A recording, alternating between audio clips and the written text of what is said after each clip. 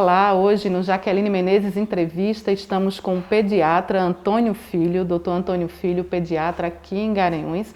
Nós vamos falar sobre diversos assuntos, mas é impossível neste momento de pandemia, onde estamos há um ano vivendo essa situação, a gente não colocar na pauta a Covid-19, as infecções pelo novo coronavírus. E é exatamente com esse assunto que nós vamos conversar, falar com o doutor Antônio Filho. Mas, claro, primeiro, ele também vai dar a saudação dele a todos vocês. Muito obrigada, doutor Antônio, mais uma vez por nos atender, para tirar a dúvida das pessoas que nos acompanham. Oi, muito obrigado pelo convite, Jaqueline. É um prazer estar com você aqui. Nós já temos amigos de longas datas. Isso. E nada mais justo que receber você na minha casa, de braços abertos, para comentarmos sobre vários assuntos de saúde. Muito obrigada mesmo. Doutor Antônio, a gente entra aí numa fase que, segundo a Secretaria de Saúde Estadual, há aumento de casos no estado de Pernambuco, já pensam em abrir novos leitos. Quando a gente trata especificamente da Covid-19 em crianças, até então a gente sabe que o efeito em crianças é raro ou mínimo, Mas há alguma mudança, Porque aí vem essas variantes, os pais ficam preocupados. O que o senhor acompanha nesse um ano de pandemia? O que é possível dizer sobre a ação desse vírus em crianças? Muito bem, Jaqueline. É uma pergunta bastante pertinente no momento que nós estamos vivendo, já que tem saído na mídia a questão do aumento do número de leitos para se tratar a Covid-19 em crianças. Nós estamos observando, desse um ano de pandemia, eu nunca deixei de atender, nunca fiquei em casa, sempre atendi os pacientes, seja no consultório, seja no serviço público, e não fiz nenhum internamento grave, nem paciente de enfermaria, nem paciente UTI relacionado com a Covid. Então, maravilha. O aumento do número de leitos de UTI se faz necessário pelas outras patologias que já existem no nosso meio. Porque nós em Garanhuns, por exemplo, nós não temos UTI pediátrica, nem UTI neonatal. Também não temos em Pesqueira, não temos em Arco Verde. Então, nossa região, que tem cerca de 140 mil habitantes, chega na cidade de Garanhuns, mas ao redor dá mais ou menos 800 mil pessoas. Exatamente. Então, tem que se ter uma UTI pediátrica, independente de Covid, tá? Graças a Deus que a Covid-19, mesmo com as variantes, não chegou a causar níveis alarmantes e graves nas crianças. Realmente, elas têm que ir para a escola, nós não podemos deixar essas crianças deixar de ir para a escola, é super importante a escola para elas nesse momento. Mas em relação a internamento de paciente grave, criança com Covid, nós não presenciamos. Claro que na capital pernambucana, como nós temos 31 leitos para todo o estado, em Recife, todo mundo que precisa de UTI, seja por outras doenças como asma, bronquiolites, doenças que têm comorbidade, como paciente oncológico, pacientes que têm doenças neuromusculares, que vivem acamados, esses sim, o paciente que vive acamado, que tem problema oncológico, que faz tratamento com quimioterapia, tem um risco maior de pegar um Covid mais grave, que tem comorbidade. Isso sim, ele precisa de leito de UTI para ser assistido, tá? Mas esses leitos têm que ser abertos independente da Covid, independente disso. E no seu consultório, como o senhor falou, já um ano de pandemia, graças a Deus não precisou internar nenhuma criança. E eu como mãe fico extremamente aliviada com isso, meu Deus. E a gente sabe que estamos aqui falando com um pediatra que é referência em Garanhuns, é referência para o estado de Pernambuco, inclusive é o pediatra da minha filha também. Confio o meu bem mais precioso na saúde a ele. Doutor Antônio, nos casos que o senhor vem, que chegam até a clínica, como é que tem sido esse tratamento? Como é que as crianças podem ser tratadas nesses momentos, E como vem sendo esse progresso nesse tratamento? Eu acho que antes de falar tratamento, Jaqueline, tem um tratamento na prevenção. É importante que os pacientes que são crianças, eles também mantenham o distanciamento social, evitar aglomerado de pessoas, evitar sair à noite com a criança, ir para as festas, nas casas, que nós estamos acompanhando muito festas dentro de casa, isso também vai fazer o aglomerado. Então, assim, manter a higienização das mãos com álcool, manter também o uso de máscara nas crianças acima de 2 anos. Já vista que a criança abaixo de 2 anos não pode usar máscara, só por risco de sufocamento, só acima de 2 anos que ela já pode se defender. Então, frente a isso, e a vacinação. Existem outras vacinas que não de Covid para criança, que tem que ser feitas, porque existem outras doenças que também estão em nosso meio ainda, como a coqueluche, as pneumonias, as meningites meningocócicas, que são doenças preveníveis atualmente. Então, manter o calendário vacinal controlado, organizado. E no caso que o menino contraiu o coronavírus, o vírus, possivelmente ele vai ter poucos sintomas, ele vai ser assintomático. E naqueles casos que o menino possui uma alergia, rinite ou asma, que apresenta tosse produtiva, chiado no peito, ele vai ser tratado precocemente. Então a mãe pode ir para o consultório pediátrico para ser visto pelo pediatra e vai ser tratado precocemente, ambulatorialmente, em casa, sem precisar de internamento. Claro, existem doenças que os meninos complicam, como eu falei antes, que são os pacientes oncológicos, as doenças neuromusculares, mas tem trabalhos interessantes já mostrando, inclusive a minha tese do mestrado, de antemão, que os pacientes com asma e rinite, eles parecem ter um efeito protetor contra o Covid, e não um fator de comorbidade. Então as mães que os meninos têm asma e rinite, façam o seu tratamento preventivo, usando a medicação nasal, usando o espaçador, já faz o tratamento preventivo, então esses pacientes também vão estar protegidos. Então não tem indicação desses pacientes ficarem em casa sem ir para a escola porque tem asma. Só fazer o tratamento preventivo que eles podem ir para a escola.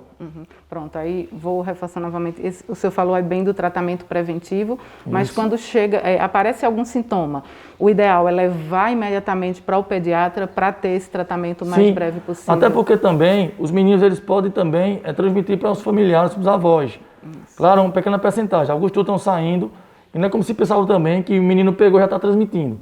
Então, cerca de 15 a 20% da taxa de transmissão foi evidenciada. Então é uma transmissão que é pouca, mas é importante ter a prevenção dos avós, principalmente. Isso. Então o menino que começou os sintomas, como uma coriza, mesmo que não seja Covid, seja rinite alérgica, ou a mãe está na dúvida se é uma gripe comum ou um resfriado causado por outros vírus. Então eles têm que sair da escola, claro, a mãe não manda para a escola, corizou, teve uma tosse ou teve febre, então a mãe tira da escola por enquanto e já procura o pediatra para fazer o acompanhamento e as medicações. Geralmente, nós não tratamos com as medicações preventivas que foram preconizadas. Geralmente só se precisa tratar com os antialérgicos, nós usamos, os inaladores, e a criança já responde bem, sem precisar usar aquelas medicações que foram preconizadas para os adultos. Entendi. Doutor Antônio, para as crianças que já voltaram presencialmente, todas as escolas particulares, algumas com rodízio, outras presencialmente o tempo todo, mas também tem os pais que preferem online, então acontece essa forma híbrida, né? Para quem está no presencial, quais seriam o reforço dessa prevenção? Porque a gente vê hoje escolas que já abriram cantinas também, então quais os cuidados que os pais devem, né, passar para os seus filhos para terem nesse convívio de escola, com colegas, com professores, com todo o ambiente escolar? Nós temos observado que as escolas aqui na nossa região estão tomando todos os cuidados necessários, né? Fazendo distanciamento, a limpeza das bolsas, verificação de temperatura, distanciamento, os meninos não estão aglomerando nos recreios, estão separados, fazendo rodízio, dia sim, dia não, e também poucos meninos dentro da sala de aula, ligando o ar-condicionado, mas deixando a porta aberta. Então são alguns cuidados importantes que vão minimizar os sintomas e os casos, tá? Então, os colégios, observamos que abriram mais ou menos em outubro, novembro do ano passado, já para fazer os testes, e esse ano abriram todos os colégios praticamente, e não observamos aumento no número de casos. O que nós temos observado são as doenças que já aconteciam normalmente, né? Como um resfriado comum, como uma tosse que o menino já é alérgico, e como está usando a máscara, aumenta o caso de rinite alérgica e de tosse por alergia, mas não por Covid. Então, o cuidado que a mãe tem que orientar seus filhos é que use o álcool nas mãos, quando pegar o recreio, mantenha o distanciamento social, compre o seu lanche, quando pegar no dinheiro, use o álcool, a 70 nas mãos, e sempre usar a máscara e fazer a troca, pelo menos 2 horas depois, fazer a troca da máscara. Esses cuidados já vão ajudar muito. Então, o que é que tem que ser feito? Além da ajuda do colégio, que está fazendo toda essa logística para ajudar as crianças e os pais também têm que ajudar, orientando seus filhos, para também ele próprio fazer sua higienização. No caso de crianças que ainda levam lanche mesmo, é mais seguro já levar esse lanche de casa? Porque tem aquele maiorzinho que já não quer mais, mas mesmo assim, nesse momento, essa segurança seria maior? Além de mais seguro, Jaque, é mais saudável. Isso. Então o ideal é que a mãe, se puder, mande seus filhos levando o lanche de casa. Preferir frutas saudáveis, não usar aqueles produtos enlatados, aqueles sucos já prontinho de caixinha, aquilo deve ser evitado. O ideal para as crianças é que use o suco natural, água sempre é bom, e a fruta, pode levar um biscoito sem ser com recheio, tá? Existem salgadinhos, já que vendem nos supermercados, de macaxeira, de batata doce, de casca de batata. Então são salgadinhos saudáveis. Evitar alimentos que tenham refrigerante. Então eu digo sempre às mães, desembrulhar menos e descascar mais. Isso é o ideal, tá? E o senhor falou nisso, eu tenho lido algumas matérias, algumas reportagens e até alguns estudos também que falam que a nutrição é extremamente importante na prevenção da Covid-19, né? O vírus, como todo vírus, que é um organismo com pouca imunidade, né? Isso. E a nutrição ajuda bastante. O que seria indicado, né, para as crianças, né? Na alimentação das crianças, o que não pode faltar para ter esse aumento de imunidade, doutor Antônio? Que faz parte da prevenção, né? Você falou muito bem. Faz parte da prevenção. Porque para o vírus penetrar no hospedeiro, que somos nós, ele tem que achar um hospedeiro que está debilitado. Então, se esse hospedeiro não está debilitado, está bem fisicamente, mentalmente e também na sua forma nutricional, dificilmente o vírus vai penetrar e causar um dano maior. O que é o correto? Preferir macaxeira, batata doce, cará, ovos, todas as frutas, verduras, peixe, frango. Isso é o ideal para a criança.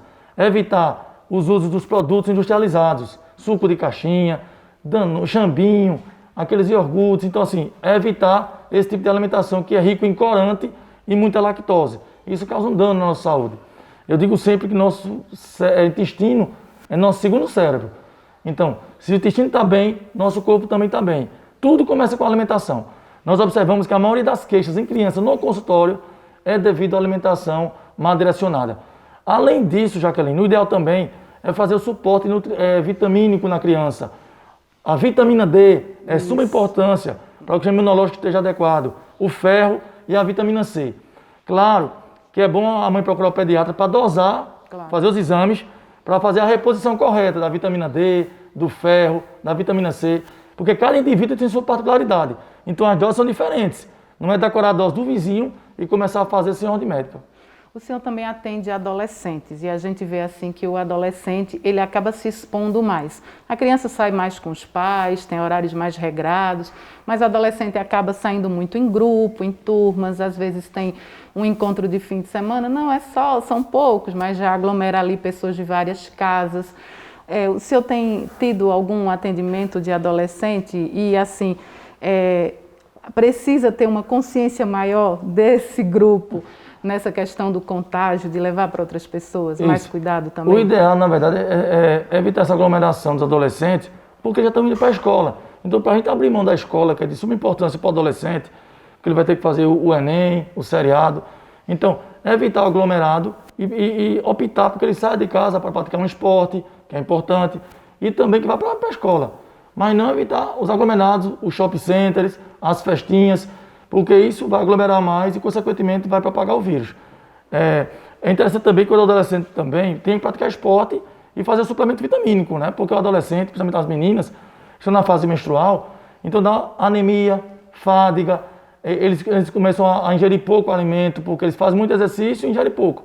Então é um desbalanceio. Então o ideal realmente é fazer o suplemento vitamínico desses meninos, como eu falei antes, a vitamina D, o ferro, a vitamina C, e evitar, minha gente, o aglomerado sem necessidade.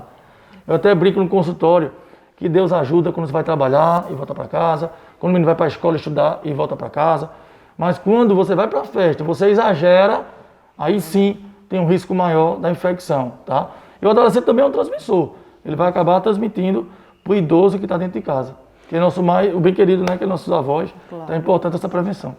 O senhor é um defensor desde sempre da escola aberta, com todos os cuidados. Eu entrevistei o senhor lá atrás e o senhor já pensava dessa forma.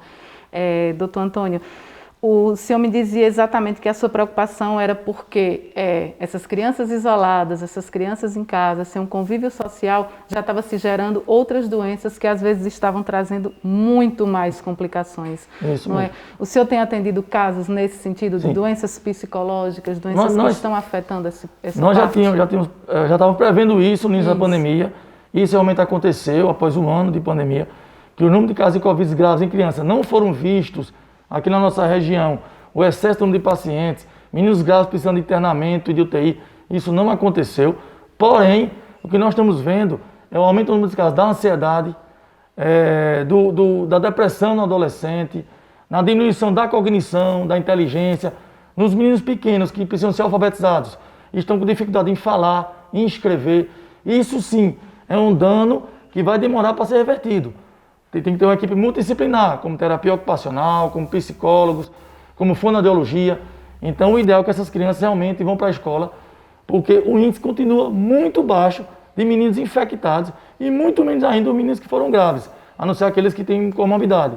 Então, o número é muito pequeno para a gente deixar esses meninos fora da escola, fora do estudo. Que aí sim, o dano nós estamos vendo que está sendo bem maior. Até porque eles ficam muito em casa, ficam ansiosos, usando muito tablet e celulares, e nós sabemos que tem vários problemas em relação a isso.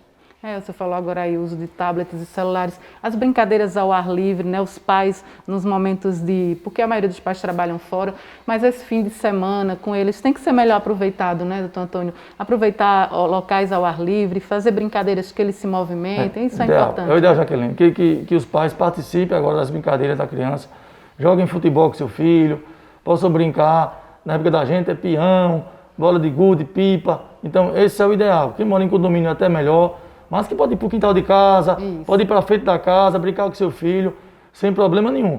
O que não se pode é ficar o tempo todo no celular. E também tem os jogos, né? Xadrez, dama, os jogos, que até na época a gente brincava, até hoje existe, que é o banco imobiliário, cara a cara. Tem vários jogos que o pai pode fazer essa interação com os seus filhos dentro de casa. E o ambiente em casa, um ambiente saudável para que a criança e toda a família fique bem.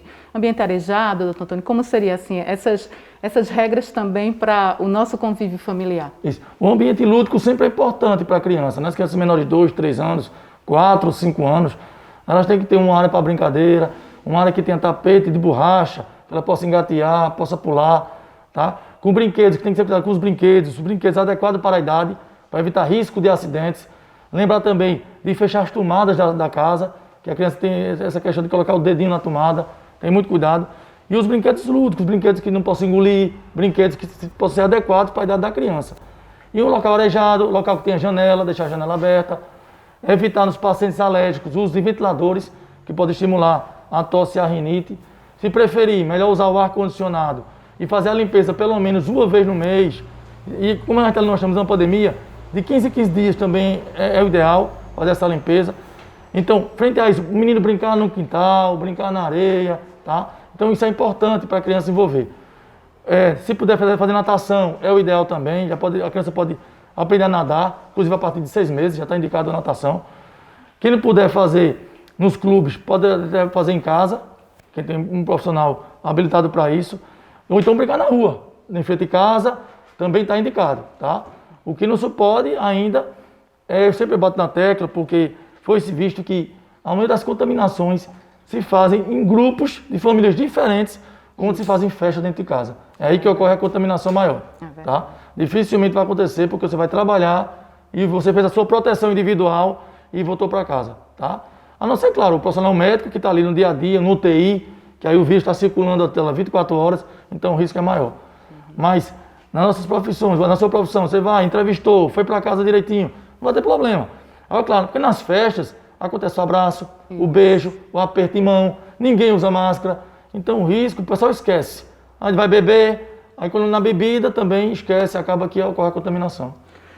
Doutor Antônio, nós estamos chegando ao fim, eu sei que o senhor é super ocupado, né? Eu adoro falar. Eu sei disso, por isso que estou sempre procurando, porque a gente também adora ouvir o senhor, né? Acho que toda mãe fica muito tranquila. As que os filhos são pacientes, ou as que não, mas conhecem, né, o senhor como referência, então acho sempre muito importante. Antes de jornalista, sou mãe e assim, eu me coloco no lugar das outras, como é importante a gente receber uma informação correta, porque como o senhor falou, essa questão do pânico nos deixa muito mais suscetível às vezes, até a outras doenças, porque estresse, tudo isso também baixa a nossa imunidade, né? Então a gente tem que ter muito cuidado com a informação que repassa, por isso eu sempre busco na fonte, né? Eu digo sempre, se eu tenho que falar sobre saúde, eu vou procurar um médico, se eu tenho que falar sobre educação, vai ser a pedagoga, professor, como nós falamos semana passada com a gerente regional de ensino, mas sempre buscando a fonte certa para a gente levar uma informação com credibilidade que possa informar e não fazer as pessoas estarem em pânico, né? Levar o que é verdadeiro. Então, eu queria pedir até para o senhor encerrar agora, dando uma geral desse 1 ano de pandemia na região, né? Eu sei que o senhor já falou um pouco do que o senhor vem vivenciando no consultório, mas para deixar mais tranquilos esses corações ansiosos de pais e mães, né? A gente sabe que não pode de forma alguma a gente achar que está tudo normal, a gente sabe que não, estamos em meio a uma pandemia, mas também não dá para estar com um medo exagerado que até, como o senhor disse, reflete no filho porque vai criando ansiedade e tantas outras coisas, né? Isso. Eu quero deixar um recado importante para os pais e para quem nos acompanha, como você também, Jaqueline, que por enquanto, claro que isso é muito mutável, todo dia está se mudando. Isso. E pode haver mudanças no dia a dia, até também do vírus também.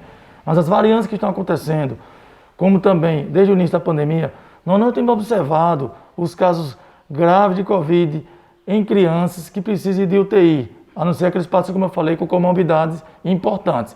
Mas o paciente que é bem rígido, o paciente que faz atividade física, se alimenta bem e toma suas vitaminas indicadas, provavelmente não vai ter nada. O que ele pode é fazer a transmissão, mas ser assintomático. Então as mães tenham calma, cuidado com a mídia que não informa a mídia errada que eu falo, a mídia que não informa de forma correta, tá? Nós estamos participando de simpósios, de congressos sempre virtuais, mas diariamente atualização de Covid e pegando números de crianças também, que é o nosso dia a dia, e não estamos observando esse caos que às vezes a mídia quer demonstrar. Então, manter calma, e as mães também, e toda a população de Garanhuns e região, acreditem na vacina, que é o meio mais correto e mais eficaz. Nós acabamos com essa pandemia.